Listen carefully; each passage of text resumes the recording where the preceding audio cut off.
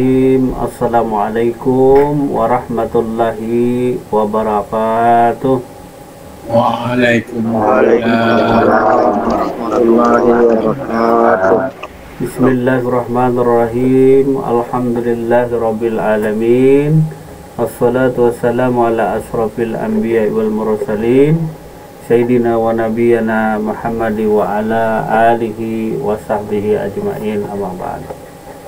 Pertama-tama marilah kita panjatkan puji syukur kita kepada Allah Subhanahu wa ta'ala atas segala limpahan rahmat dan hidayah daripada Allah Subhanahu wa ta'ala.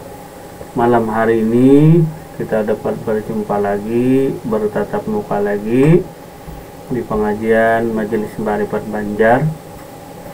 Dan tak lupa salawat dan salam semoga selalu tercurah karibaan Nabi kita Nabi Muhammad Rasulullah Sallallahu Alaihi Wasallam beserta sahabat, kerabat, keluarga beliau hingga yaumil akhir. Terima kasih. Dan tentunya kita sampaikan kepada jamaah sekalian yang telah meluangkan waktu dan kesempatannya untuk berhadir di majelis kita malam hari ini. Alhamdulillah pada malam hari ini kembali kita pada kajian kita Kitab Ad-Darun Nafis halaman 180. Hal ini membicarakan tentang perihal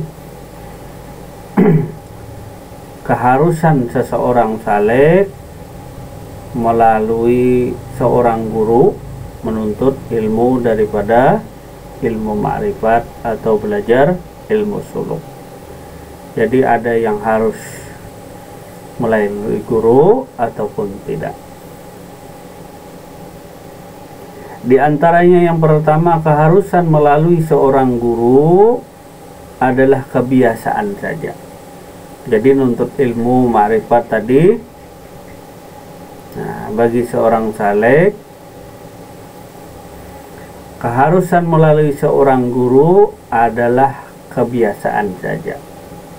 Jadi cuma perihal kebiasaan. Namun tarikan Tuhan adalah lebih bernilai. Nah, jadi tarikan daripada Tuhan itu lebih bernilai.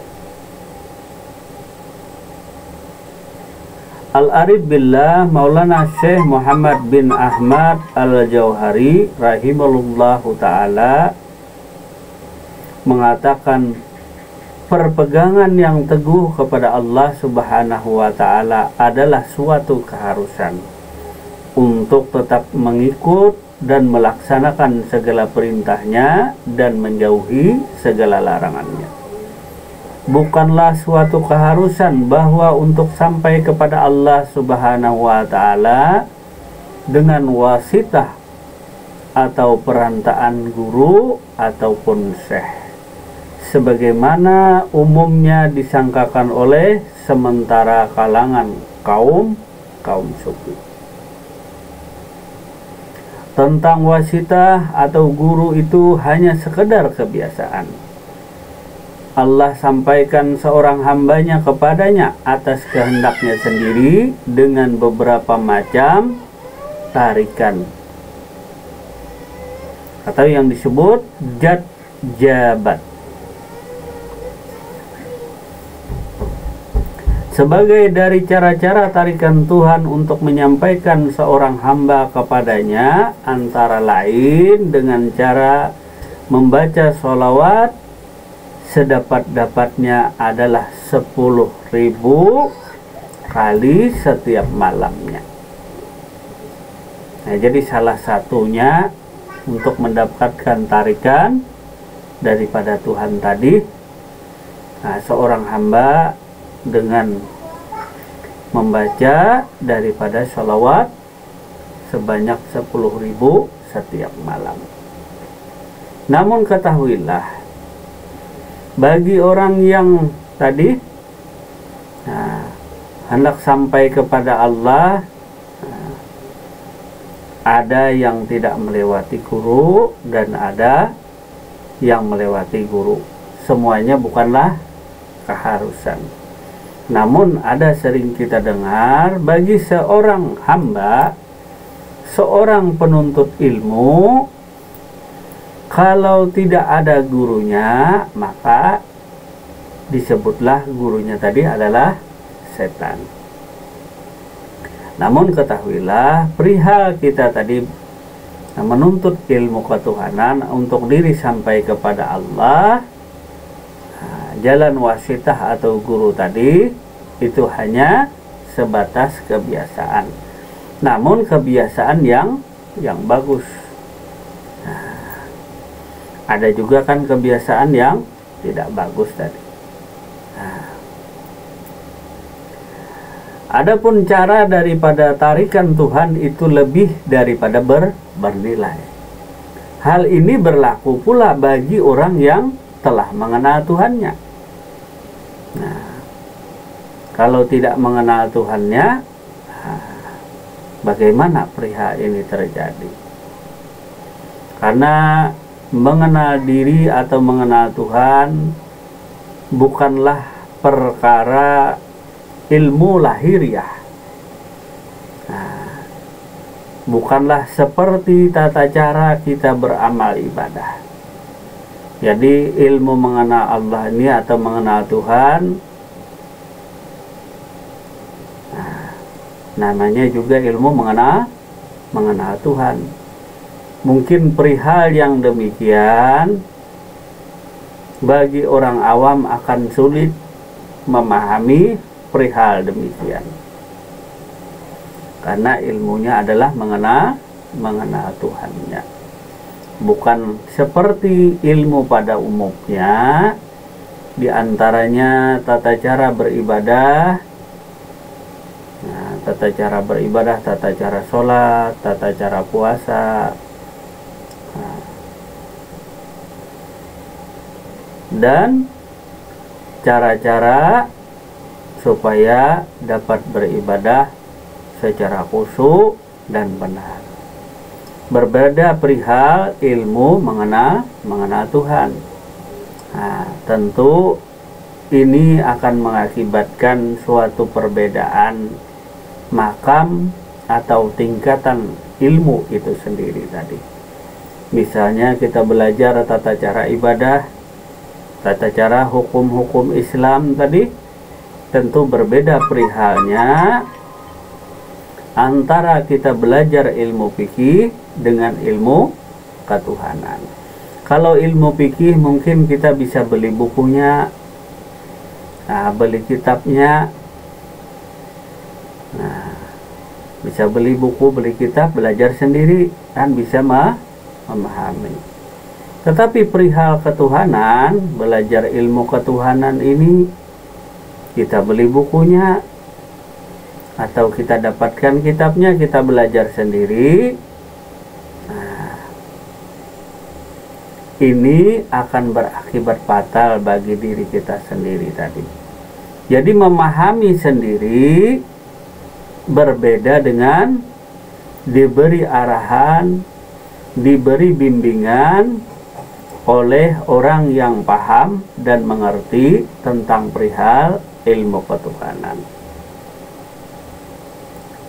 Memang menuntut ilmu ketuhanan tadi tidak mesti dengan seorang guru, karena ini adalah suatu perihal kebiasaan saja. Jadi perihal yang menjadi kebiasaan saja, bukan menjadi kewajiban. Nah, jadi tarikan Tuhan itu adalah lebih bernilai. Bagaimana kita hendak tahu itu tarikan Tuhan kalau kita sendiri belum mengenal Tuhan itu sendiri? Adapun kiat cara-cara yang disampaikan oleh Tuan Syekh di sini sebagai dari cara-cara tarikan Tuhan untuk sampai seorang hamba kepadanya, antara lain dengan cara membaca salawat sebanyak 10.000 kali setiap malam. Dengan lafalnya Allahumma salli ala sayyidina Allahumma salli ala Muhammadin nabi ummiyi wa ala alihi wa sahbihi wa sallim. Ya Allah, limpahkanlah kesejahteraan dan keselamatan terhadap Nabi Muhammad yang ummi dan terhadap keluarga serta sahabat beliau.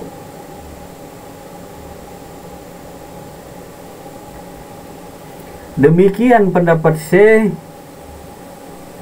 Malawi rahmatullah. Alam selanjutnya Syekh Jauhari mengemukakan, siapa yang mengamalkan yang tercantum dalam risalah ini, yang membaca salawat tadi, insya Allah akan mendapatkan jisbah dengan segera dari Tuhannya, yaitu tarikan daripada Tuhannya. Nilai jisbah itu jauh lebih tinggi dari amalan bangsa jin dan manusia, sebagaimana sabda Nabi kita Muhammad sallallahu alaihi wasallam, satu tarikan dari beberapa tarikan Tuhan tidak akan dapat disamai dengan amal-amal jin dan manusia.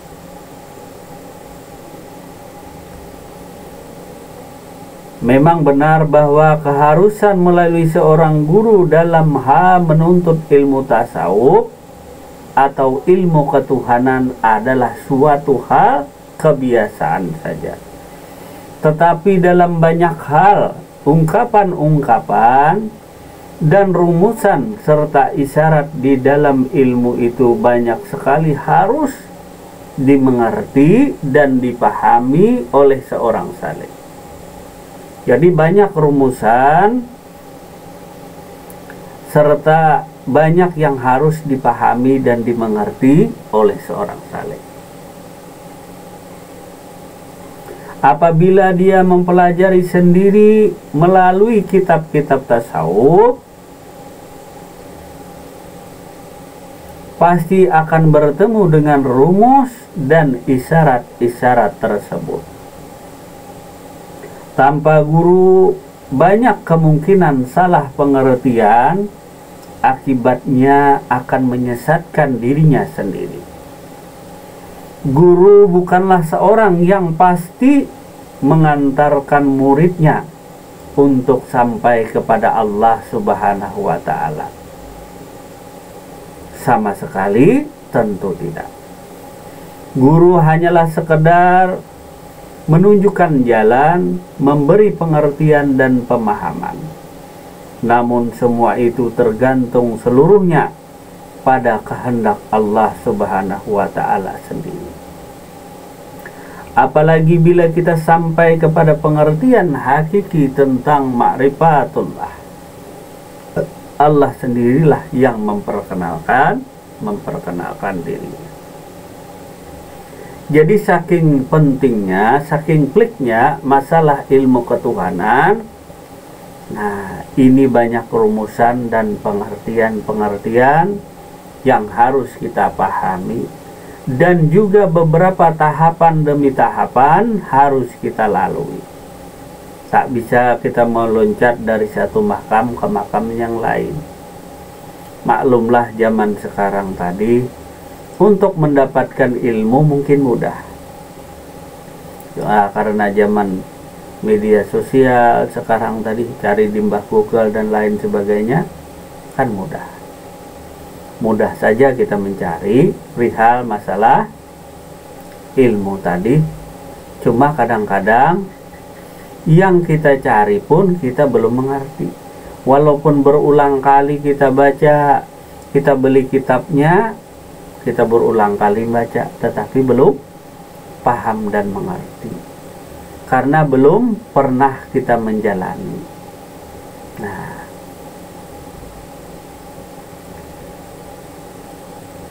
Nah, hal ini akan mengakibatkan fatal kepada diri.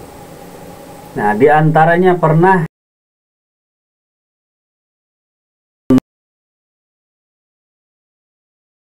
Nah, dan bahkan sering itu lebih daripada 1, 2, 3 kali, sering terjadi. Di antaranya orang yang belajar sendiri, belajar ilmu ketuhanan ini akan mengakibatkan gangguan kejiwaannya. Ada yang gangguan kejiwaan diantar ke rumah sakit jiwa. Nah, nanti perihal yang demikian, lalulah ilmu tasawuf atau ilmu ketuhanan ini yang dipersalahkan. Nah, jadi ada yang masih belajar ngajarin orang. Assalamualaikum. Nah, ada yang masih belajar ngajari orang. Pas orang tadi gila. Nah, artinya dirinya sendiri masih menjalani dan bahkan hendak memaham-maham, masih meraba-raba, masih maham-maham. Lalu dia memaksakan dirinya mengajarkan kepada orang lain. Nah, kita tidak sebutkan nama di sinilah. Nah, jadi perihal yang demikian tadi namanya ilmu ketuhanan. Nah, yang diajarkan ini tentu berbeda dengan ilmu lain. Namanya ilmu ketuhanan. Nah, kalau mengajarkan fikih dan lain sebagainya mungkin lumrah tadi. Artinya kita beli buku, kita ngajarkan orang, bisa hal demikian.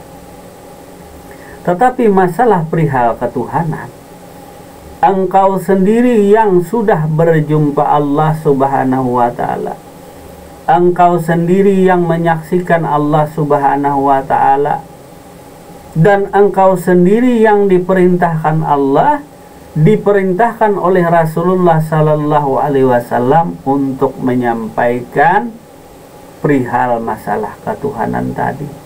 Barulah kamu bisa angkat bicara. Nah, ada ini tidak?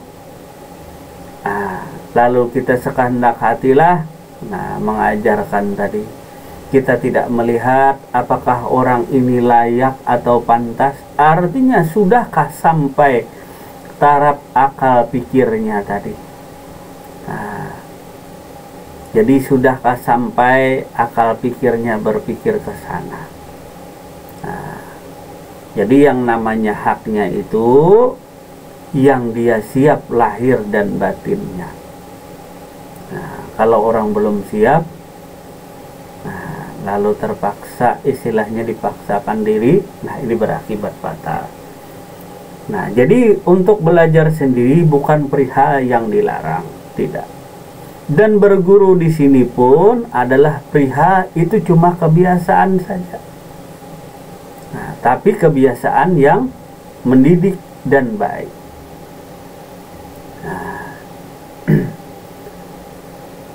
Nah, jadi ini ya mungkin memberi beberapa kasus terjadi tadi.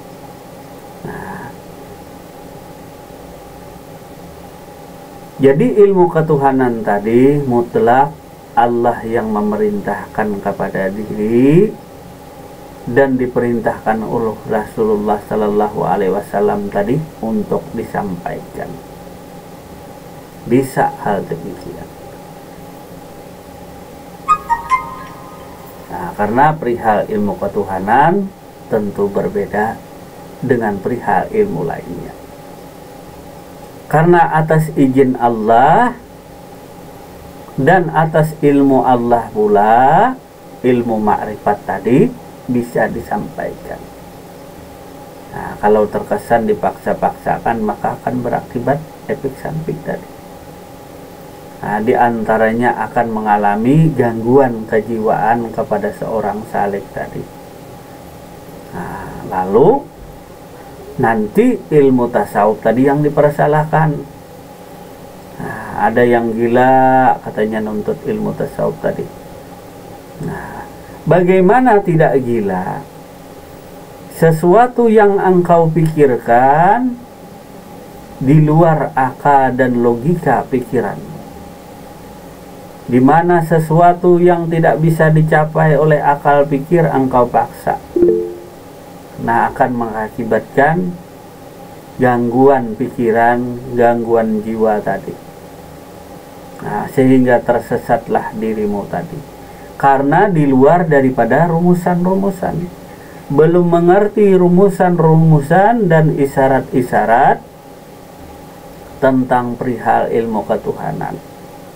Misalnya membaca sendiri kitab berencong, membaca sendiri kitab Adarun Nafis, atau membaca tulisan-tulisan para arif billah, ulama sufi terdahulu, misalnya membaca tulisan Al-Halad. Karena tingkatan ilmunya engkau pandang ini tinggi dan lain sebagainya.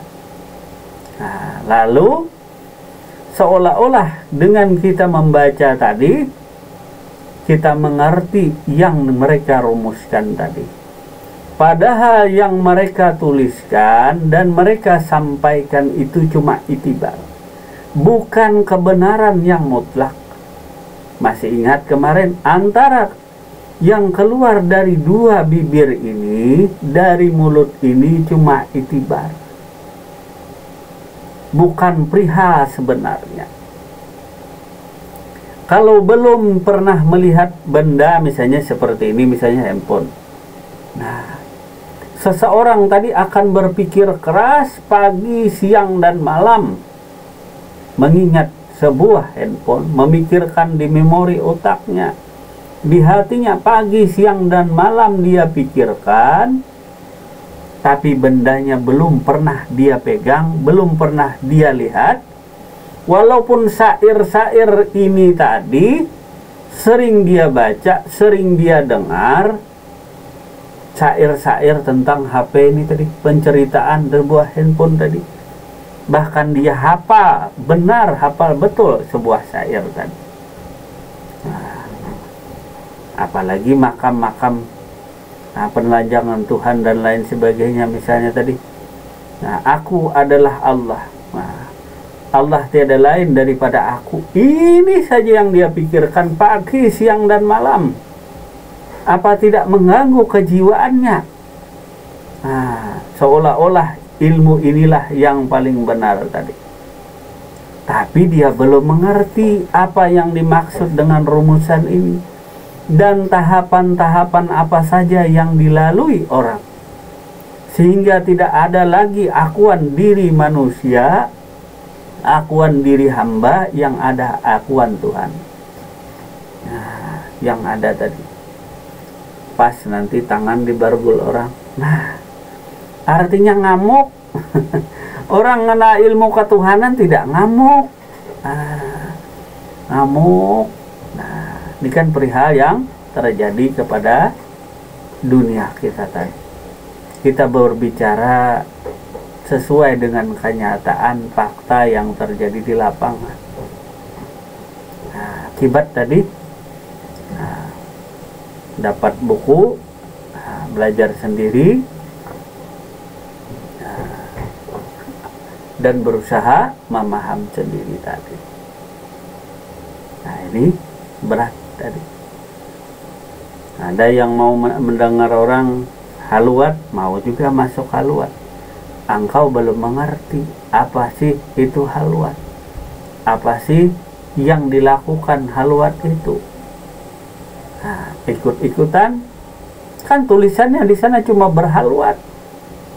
Nah, bagaimana caranya tadi?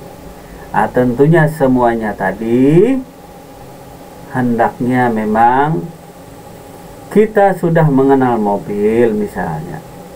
Kita kenal mobil, tapi belum pernah nyetir mobil. Artinya walaupun engkau kenal mobil, engkau tuh bukan lagi supir, bukan seorang supir. Walaupun engkau sudah kenal mobil, dari spionnya, rodanya, rem, kopling, dan lain sebagainya engkau mengerti. Tetapi menjalankan sebuah mobil tadi engkau belum mengerti dan belum paham. Apalagi mencapai tujuan perjalanan tadi. Begitu juga orang perjalanan ke Hadratullah. Nah, kemana? Bagaimana caranya melakukan perjalanan spiritual? Nah, apakah dengan buku tadi? Nah, tentu tidak. Memang mutlak tarikan daripada Allah itu utama. Tetapi tadi begitu pentingnya memahami rumusan dan isyarat-isyarat. Nah, jadi kita di dalam menuntut ilmu tasawuf tadi janganlah terburu-buru, janganlah tergesa-gesa, pengen cepat atau makam pengen yang tinggi. Sementara dasarnya tauhidnya kita belum kuat, belum mantap bertauhid, nah, sehingga musyahadah tauhid ini goyang. Bangunan apa saja yang kita dirikan akan roboh karena pondasinya belum kokoh, belum kuat.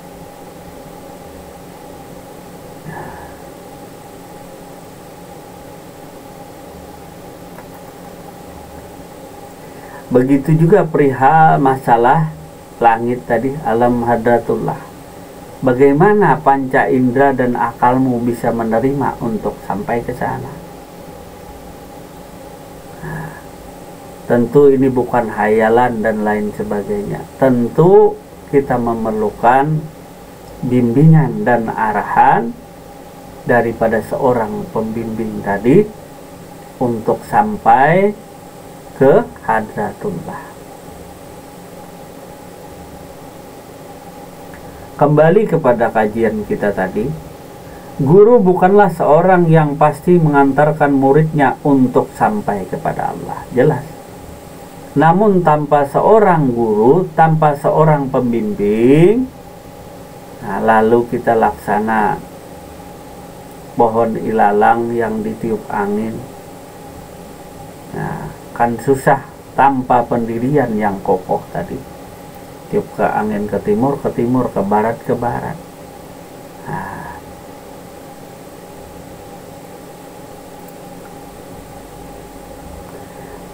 guru hanyalah sekedar menunjukkan jalan, memberikan pengertian dan pemahaman.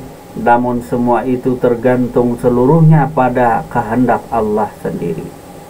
Apalagi bila sampai pengertian hakiki tentang ma'rifat, ialah Allah sendiri yang memperkenalkan diri.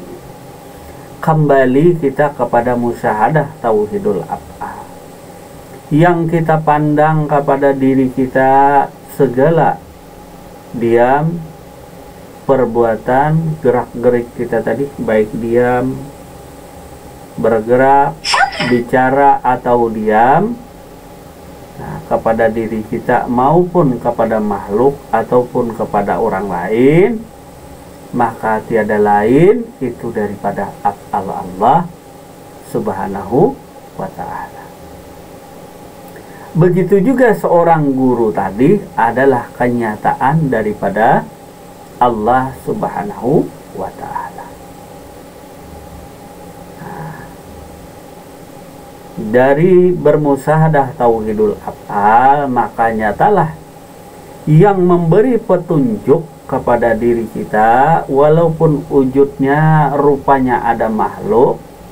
Nah, jadi rupanya, bentuknya, wujudnya yang kita lihat itu adalah rupa bentuk daripada makhluk, tetapi dalam pandangan musyahadah tadi tiada lain itu adalah perbuatan Allah subhanahu wa ta'ala sendiri.